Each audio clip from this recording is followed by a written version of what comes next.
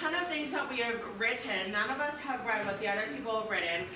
And we're gonna pull it out and do some scenes inspired by it. And to get started, if you could just grab the very first one. Thank you. And it is, this is yours, Tim. Okay. So in my mom's house, I found a folder of old English essays, and this is from senior year. I think it may have been like prep for college entrance essay, but it's called Out My Window. When I look out the window of my house, I see an average suburban neighborhood. There are brick houses with bushes and trees in the lawn. My neighbor 2 doors down is normally outside raking the leaves and watering her plants. When I'm in my neighborhood, I feel safe and cut off from the dangers in the outside world. Now that I think about it, that feeling of safety is not real. We'd like to think that everybody in the neighborhood is a respectable person without their problems, but that is not true. The man who lived across the street from me was a drug addict who was frequently visited by the police. I remember many nights when ambulances and police cars would show up at his house because he had overdosed or he had threatened his elderly mother that he lived with. He does not live here anymore, but that doesn't mean people like him could not move it in. I always lock my truck when I go out places because you never know who could come by and take something. Whenever I park in front of my house, I wouldn't lock my truck because I figured the only people who would be walking around my street would be neighbors walking their dogs. My car radio was stolen out in front of my house the other night. I came to my truck the next morning to find wires ripped out and things tossed around the car. Now I always lock the door to my truck, and my parents are less inclined to leave the house door unlocked during the day. I guess if I were to change one thing when I looked out my window, it would be the illusion of safety. When I look at things in the world, I want to be able to see them for what they really are. Our whole country had an illusion of safety. That was tragically tested on September 11th. I live only a couple miles from Washington, D.C. Now I have to reconsider what I think is safe. Not too long ago, my truck was safe when I left. More recently, I thought that I was safe living in the United States. I guess not everything is as it seems.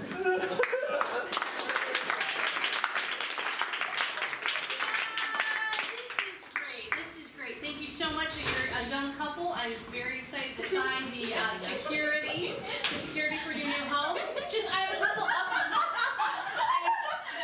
couple upgrades to offer you. Okay? Look out that window there, and you'll see what you think is a safe neighborhood, right? Oh, is that a child playing with a ball? Oh my gosh! It looks so lovely. No, those are cats that got knives. Oh goodness! See that? Do you think he's juggling? Oh! No, he's just got a syringe he's throwing up in the air.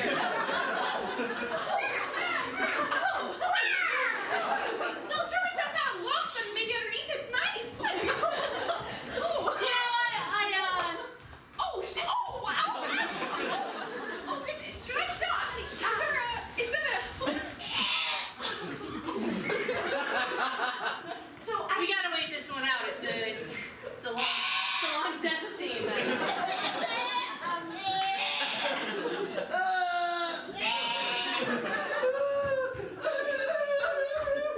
offered that same cat this upgrade on security, and it didn't take it. Goodness! I'm sorry. Are cats renters in this neighborhood? Yes. All right. No, the rental treatment. She's got a really nice 2-bedroom right across in the cobblestone building. Oh, so is that one opening up? Well, yeah, if you're interested. Oh, maybe. Well, let's put it this way.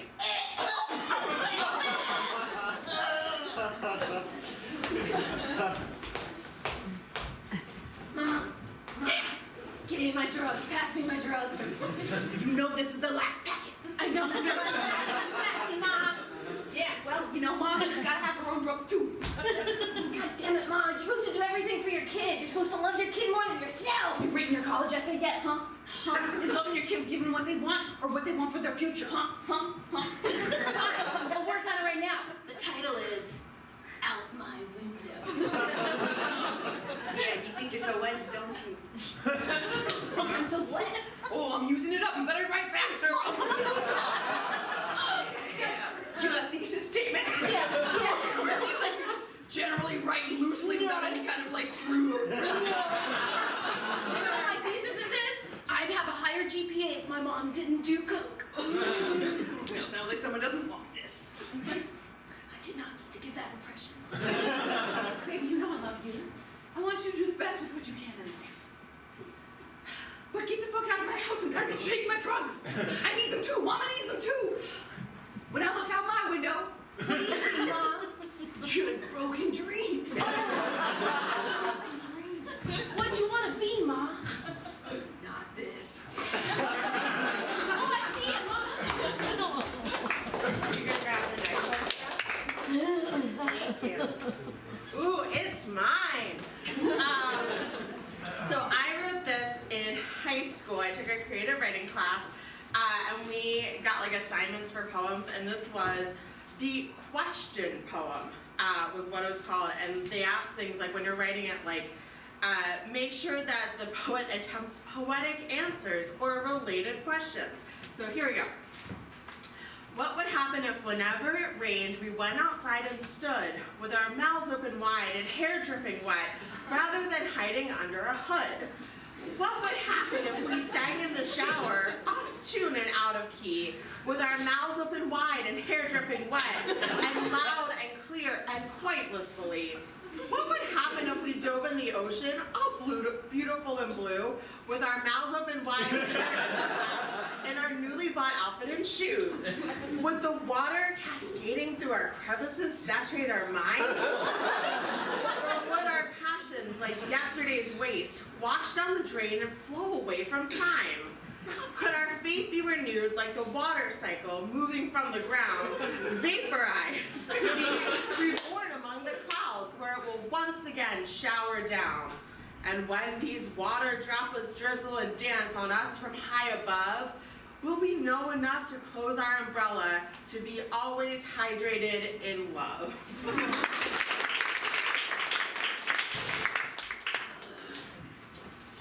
It's drowning. I tell you, I've been on the force for a long time, Ragsy, but They don't prepare you for they this. don't prepare you for the rash of drownings we've been seeing. It's going around. All the kids are just drinking rainwater. Drowning, standing up in the rain. Know if we're gonna clear the scene anytime soon. Should I let the crime tape down, or are you guys still working? No, it's still working. Alright. Haven't ruled out We got that more this is- comments to make as we stare. So this is what happens. He's standing in the rain. When I was a kid, I was never brave enough to do this myself. I would always hustle under a hood. Come on, Jer. Come on, the kids are doing it, Jer. Yeah, come on, Jer. Come on, Jer. It's too wet out there! Jer, come on. Too wet! I like the safety of my hood! Jer. It's nice. That sounds rough. It was rough. I had 4 friends die. Come on, guys! Catch the rain!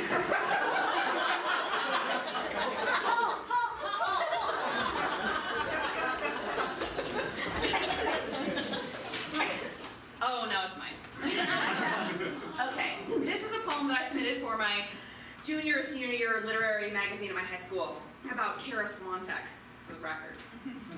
What a Lovely Sound is the name of the poem. There's that sound again. It's those damn shoes of yours. Your ridiculously pointed toe stiletto-y boots that you think go with everything. Prancing down the hallway with such noise as to announce to all to brace for your impact. Oh, and believe me, I do. Because the next second, they come waltzing through the door, unfortunately carrying you in them. You announce your presence, just to make certain that no one missed it, by slowly sauntering to your desk, clicking all the way, and drawing the class's attention for as long as possible. Of course, you cross your legs upon sitting down, which thrusts them a little further out from under your desk, because those boots need to be seen. And just when I feel resolved that those goddamn boots, the most wretched sound I've come to experience yet, a sound even possibly more cringeworthy, suddenly graces my ears. Your voice. Unfortunately, class starts before I have the opportunity to scratch my ears off.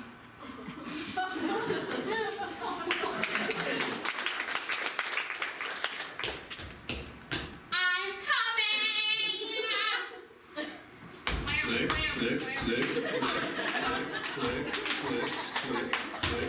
on, I forgot my keys.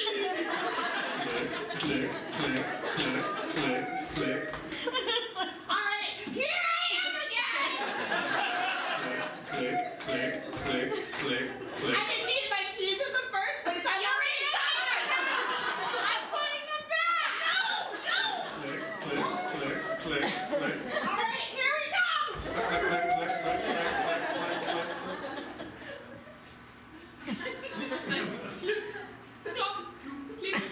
Jesus Christ. Adrian, hello. Bonnie, hello. Mwah. Okay! Meow. Click. Meow.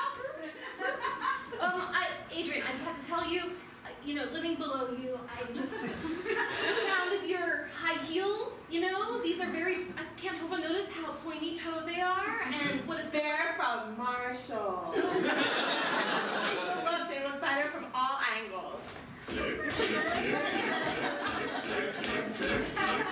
And I bought some for my cat. Do you like it? Oh, she doesn't like it. She doesn't like it. Oh, you gotta learn from your You mistakes. want me to do this to your cat? Oh yes. I'm so sorry. No, I didn't explain. I don't care about you painting her nails. I want them covered in shoes. Sorry, that's my bad. No, ma'am, I'm afraid I can't say who tipped us off, but I will have to keep the cat. It seems you've been treating her improperly. She's never learned. She's never learned how to walk in them. Yep. Well, Can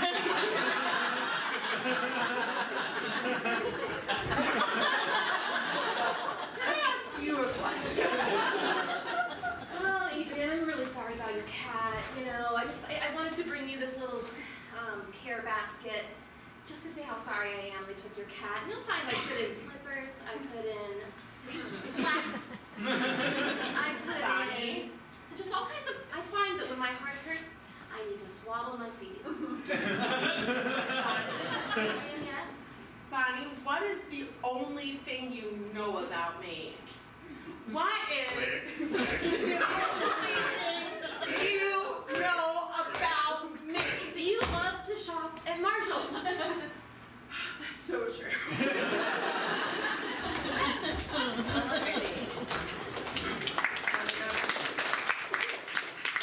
ooh, not mine. Olivia.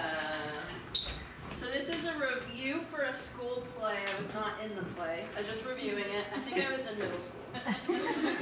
Usually, I am not a big fan of our school's plays. I also turned this in for extra credit. My teacher read this. I only go if I need the extra credit in a class, and even then I'm weary to spend the $10 to be bored for 2 hours. I have come to associate the Esperanza Little Theater with uninteresting plots, a bad sound system, and awkward acting. But even if things were different and I went into the 25th annual Putnam County Spelling Bee with high expectations, I think I would still have been pleasantly surprised. Instead of the usual somber, half-filled theater, the show started with Jackson 5's ABC 123 buzzing over an even more energetic and sold-out audience. Vibrant colors complemented the simple but overall appealing set to create an accurate elementary school classroom-like background, just as I would have imagined a county spelling bee to look. The actors all dressed in quirky outfits with colors that clashed yet complemented the background and had personalities and character development that was even zanier than their clothing. The musical had a considerably racy yet fresh storyline compared to past plays about the Holocaust and cystic fibrosis. This time, the cast sang about their gay parents, tendency to be scatterbrained, and even erections. Sharp, witty compliments made the play genuinely entertaining, which encouraged me to listen to every line presented.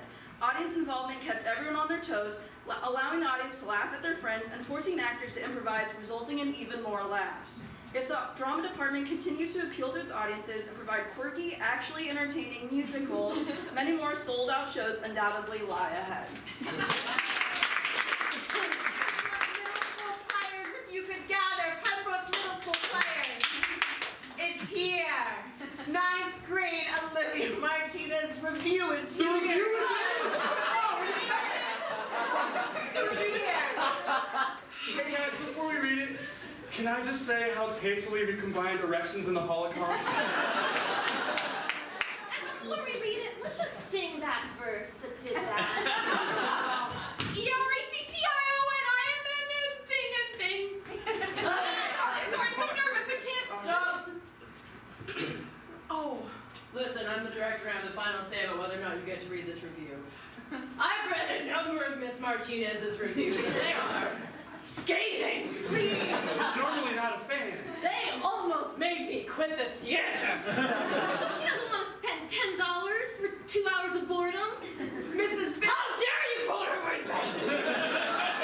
Bishop, we worked so hard on this. We took erections and the Holocaust and a couple of gay parents and turned it into something. Come on, Mrs. Bishop. You know I am prouder of you for that than I could have possibly been for anything else.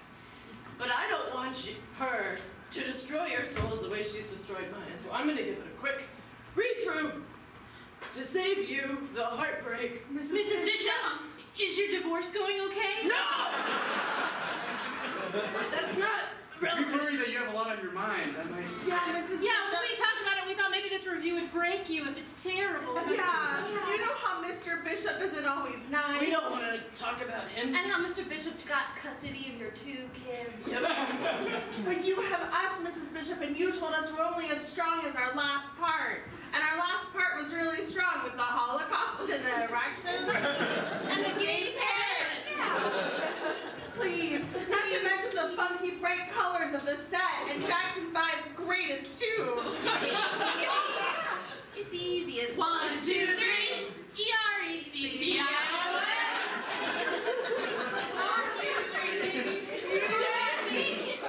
Please, Mrs. Bishop. Please. I'm gonna say again, please stop bringing up my divorce. You have to be in tune with your emotions, Mrs. Bishop. It's the vulnerability that makes you an actor. I'm the director. So you guys tune in to getting a C on your bio exam or your parents not getting you the Polly Pockets you wanted for Christmas. But Those are both vastly different things. My mom sometimes holds coke when I try and write papers. I understand things that are hard. I want to hear this essay. Yeah. My neighbor does drugs. Yeah. Have you looked out the window lately? They're always Also, have you heard about September 11th? Our next play.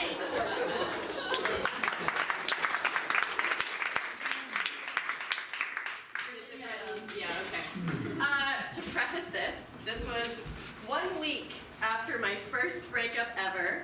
It's a journal entry I wrote, and for context, the page before this says, "We broke up, everything hurts." And this was written 1 week later. It was for the best. I love and will always love him, but our futures didn't match up. If it were just he and I in a room together forever, then grand. But not in the real world. His world was just a little smaller than mine. I want to be everything. He wants to be an astrophysicist.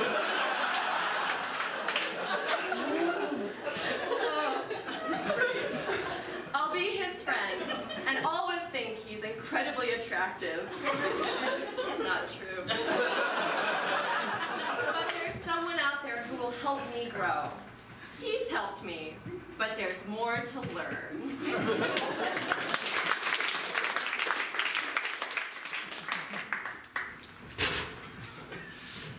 Yeah, your family is a cool bomb shelter, Virginia. Yeah, man. Right. Can we go back up now? Never. Never. You're living here now. You live here now. Do you like Scrabble? Do you like Boggle? Yeah, big boggle. Is this door locked? Biggle. Beagle? Virginia, this is not funny. Why is the door locked? Door. Doors are for going in and out. Now that we're locked in, it's kind of like a wall. Think about it like a wall. You're saying you and I are in this room together forever?